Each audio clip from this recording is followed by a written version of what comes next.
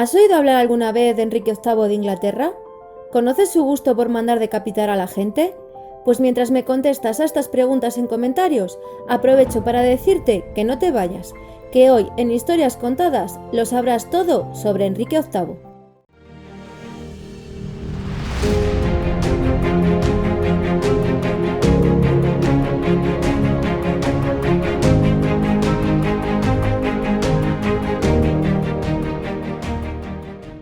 Un buen 28 de junio de 1491 vino al mundo Enrique, el tercer hijo del rey Enrique VII de Inglaterra y de Isabel de York.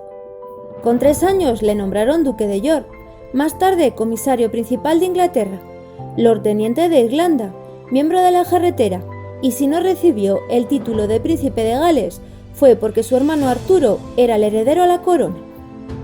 La educación del pequeño Enrique fue exquisita. Se le instruyó en ciencias, en letras, en las artes, aprendió varios idiomas e incluso se formó en teología católica porque se planeó prepararlo para ser arzobispo de Canterbury. Un cargo que nunca ocupó, ya que tras la muerte de su hermano Arturo se convirtió con 11 años en el heredero al trono. También heredó como futura esposa a la viuda de Arturo, a Catalina de Aragón, la hija pequeña de los reyes católicos, y todo por no perder la alianza que España e Inglaterra firmaron con un tratado en 1489 para hacerse fuertes frente a Francia. Además, los Tudor necesitaban aliados poderosos para asegurar su presencia en el trono, al que habían llegado después de una guerra, y proveniendo de una rama ilegítima de la familia real. Por eso, el segundo matrimonio de Catalina con un Tudor les pareció maravilloso. El rey Enrique VII siempre tuvo miedo a las conspiraciones, y a su hijo Enrique le ocurrió lo mismo. La única diferencia es que nuestro protagonista cortó de raíz cualquier posible intriga de una manera drástica, como luego te contaré. Ni se te ocurra irte o te lo perderás. En 1509, Enrique, tras la muerte de su padre, se convirtió en rey y ese mismo año se casó con Catalina de Aragón y fueron coronados como reyes. Curiosamente, en aquellos días, Tomás Moro escribió sobre el rey: este día es el comienzo de nuestra libertad, el fin de la tristeza, la fuente de alegría. ¡Qué gran equivocación! Tomás Moro no se alegró nada cuando se quedó sin cabeza tiempo después. En un rato te contaré por qué. Por entonces Enrique VIII era de conversación entretenida, agradable, con gusto por la música, alto, guapo, pelirrojo, pero temeroso de las conspiraciones, hasta el punto de acusar de alta traición a quien consideraba sus enemigos. Y mandando cortar cabezas, comenzó su reinado. A 2 de los consejeros más importantes y poderosos que tuvo Enrique VII se les ocurrió contrariar al monarca y acabaron acusados de traidores, encerrados en la Torre de Londres y decapitados. Fin del problema y de las posibles intrigas. El miedo a tener el mismo destino llegó a la corte, y con razón. No fueron las únicas cabezas que se separaron del cuerpo durante el reinado de Enrique VIII. El matrimonio con Catalina comenzó de manera amable y feliz. Ella supo desde el primer momento para qué estaba en la corte, para dar hijos al rey. Si eran varones mejor, e intentarlo intentó, pero con más pena que gloria. En 1510 nació una primera hija, Sietemesina, y que murió durante el parto. En 1511 nació un hijo, que falleció en menos de 2 meses, y en 1513, antes de irse a luchar contra los franceses, el rey dejó a Catalina embarazada y como regente del reino, una tarea que desempeñó muy bien. La reina manejó la política de Inglaterra y además lidió con una invasión de Escocia. Los escoceses, aliados de Francia y bajo el mandato de Jacobo IV, aprovecharon la ausencia de Enrique VIII para invadir tierras inglesas y quedarse con ellas. Sin embargo, no lo lograron. Catalina de Aragón demostró ser una gran estratega y participando personalmente en la batalla de Flodden, derrotó a los escoceses. Una gran noticia celebrada por Enrique VIII, que pasó a ser tristeza cuando en octubre la reina sufrió un aborto, lo que supuso un tercer embarazo fallido. Mientras tanto, Enrique VIII, que seguía batallando en tierras francesas, también tuvo su victoria, pero en 1514 se quedó sin dinero para financiar la lucha y tuvo que abandonar. Regresó a palacio y de nuevo dejó embarazada a su esposa. Ese niño también murió. El matrimonio continuó unido, intentando tener descendencia, y por fin en 1516 nació la princesa María, que sí sobrevivió.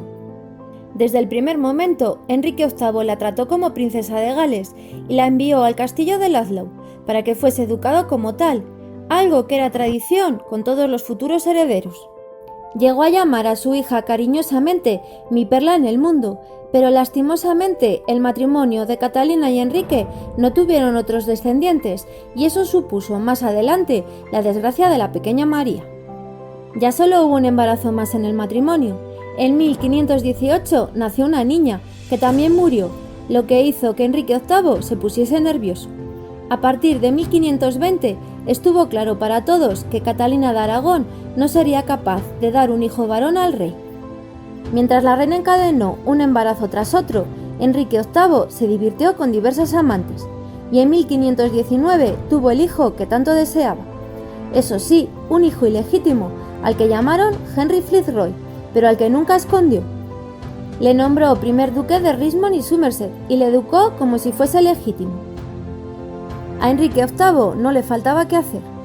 Por aquellos años, las publicaciones protestantes de Lutero escandalizaron a la Europa católica y el rey inglés no las aceptó. En 1521 escribió La defensa de los 7 sacramentos y ahí atacó las ideas de Lutero, defendió las prácticas católicas y la supremacía del Papa. Todo un bestseller de 30.000 palabras que le gustó tanto al Papa León X que otorgó al rey el título de defensor de la fe. Y es que Enrique VIII fue siempre un devoto católico y aunque por los hechos venideros no lo pareciese, así continuó toda su vida. En 1526 apareció en escena Ana Bolena, que llegó a la corte inglesa para ser dama de honor de Catalina, una mujer con ingenio y encanto que rápidamente llamó la atención del rey. Enrique VIII le propuso ser su amante, pero ella se negó en rotundo, dejándole claro que su virginidad sería solo para su marido. El soberano se obsesionó. Por primera vez en mucho tiempo, no pudo tener lo que deseaba. Su esposa Catalina de Aragón se convirtió en un obstáculo. En 1527, Enrique VIII decidió divorciarse de su mujer y creyendo que sería fácil, pidió la nulidad al Papa, alegando que el matrimonio no era válido por haberse casado con la viuda de su hermano. Aquel matrimonio pasó a ser para él un pecado contra Dios y el castigo no tener hijos varones. Dejó de ver a Catalina con buenos ojos. Y si alguna vez los implicados pensaron que el proceso sería rápido, se equivocaron estrepitosamente. Catalina de Aragón se negó a renunciar a sus derechos como reina y a los de su hija la princesa María como heredera, y obligó a su marido a un largo proceso de conversaciones con Roma, quien finalmente respondió con un no. Y es que la reina contó con un gran valedor, con su sobrino el emperador Carlos V. El Papa Clemente VII, por temor a su poder, no concedió la nulidad. Entonces Enrique VIII enfureció y enojado culpó de su desgracia al cardenal Thomas Wolsey, gran amigo suyo a quien le había encargado llevar el asunto. Le quitó su poder y riqueza, le mandó encarcelar en la Torre de Londres, se le acusó de traición y si se libró de perder la cabeza fue porque murió de causas naturales. No se sabe exactamente cuándo el monarca empezó a pensar en desobedecer la autoridad del Papa, pero en algún momento de esos largos 7 años idearon el plan perfecto, él y sus consejeros, para terminar con el problema. El rey, ungido por Dios, solo debería responder ante Dios, y eso significaba no necesitar la consideración del Papa. El propio Enrique VIII podría invalidar el matrimonio. Inglaterra rompió relaciones con la Iglesia de Roma en torno a 1532. El Papa excomulgó al rey y en 1533 el arzobispo Cranmer declaró nulo el matrimonio entre Enrique y Catalina. Para entonces, Enrique VIII llevaba 4 meses casado en secreto con Ana Bolena y su nueva esposa estaba embarazada. El 7 de septiembre de 1533 nació la princesa Isabel. En 1534, el Parlamento inglés aprobó el Acto de Supremacía, que requirió a todos los súbditos que hicieran un juramento reconociendo a Enrique como jefe supremo de la Iglesia y a Ana Bolena como reina. Casi nadie se opuso. La pena ser acusado de alta traición y ya sabemos dónde acababa la cabeza de un traidor. Sin embargo, Catalina de Aragón no hizo el juramento. Tomás Moro tampoco, por lo que en 1535 se le encarceló y el 6 de julio de ese mismo año se le decapitó. Pero antes de morir pudo pronunciar unas palabras: el juicio ha sido un engaño y niego que Enrique pueda ser jamás cabeza de la Iglesia de Inglaterra. Otra vez que se equivocó. El 7 de enero de 1536, Catalina, pese a sus esfuerzos, murió despojada del título de reina, enterrada como princesa viuda de Gales y con su hija María, que pasó a ser ilegítima, de princesa a lady. El año 1536 fue decisivo en el reinado de Enrique VIII por varios motivos. Se dictó una ley que permitió al soberano confiscar las posesiones de los monasterios y vendérselas a una nueva clase pudiente, que pasó a apoyarle. Las arcas del reino se llenaron, pero el descontento del pueblo creció, pues los conventos eran su centro espiritual y económico. En este año, Enrique VIII sufrió un accidente durante unos juegos. Se le reabrió una herida en el muslo, que nunca llegó a cerrarse por prescripción médica, y su actividad cesó. Empezó a engordar más de la cuenta, porque tuvo que abandonar sus actividades favoritas. El tenis, la caza, la cetrería. Se volvió un rey sedentario. También se produjo una importante revuelta en el norte de Inglaterra, conocida como la Peregrinación de Gracia, y que protestó por la ruptura de Inglaterra con la Iglesia Católica. Llegaron a juntarse 30.000 hombres que ocuparon la ciudad de York y que obligaron al rey a negociar, a declarar un perdón general y a asegurarles que sus peticiones serían escuchadas. Pero las promesas no se cumplieron y en enero de 1537 se produjo otra revuelta. Dicha revuelta se acalló y a todos los líderes se les acusó de traición, se les ejecutó y a uno de ellos se le colgó con cadenas en el castillo de York como advertencia para otros posibles rebeldes. Enrique VIII proclamó: «Nuestro placer es que se lleve a cabo una ejecución espantosa sobre un buen número de habitantes de cada ciudad y pueblo que han iniciado esta rebelión.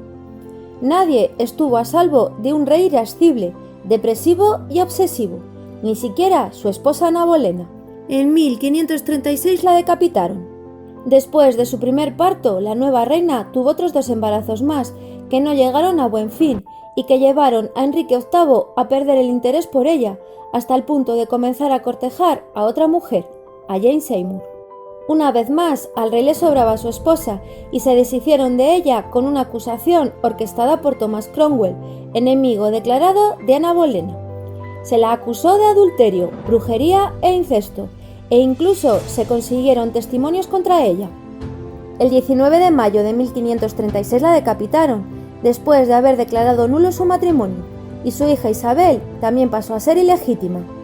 Pocos días después de la ejecución, Enrique VIII se casó con Jane Seymour. Con esta nueva esposa, el soberano sí que tuvo un hijo varón en 1537, el futuro rey Eduardo VI. Sin embargo, Jane a los pocos días del parto murió, dejando al monarca desconsolado. Y no se sabe si fue porque le dio un hijo o porque no tuvo tiempo de cansarse de ella, pero siempre la consideró como su única y verdadera esposa querida. A partir de 1536, todos coinciden en que el carácter del rey empeoró. Estaba obeso y era incapaz de moverse con facilidad. Además, la herida del muslo, que nunca dejaban cerrar sus médicos porque creían que debía estar abierta para supurar continuamente, le causaba enormes dolores y desprendía un olor nauseabundo. Y para colmo, sufría de migrañas persistentes. Enrique VIII se convirtió en un rey caprichoso, obsesivo y ansioso, pero aún así le pidieron que volviese a casarse.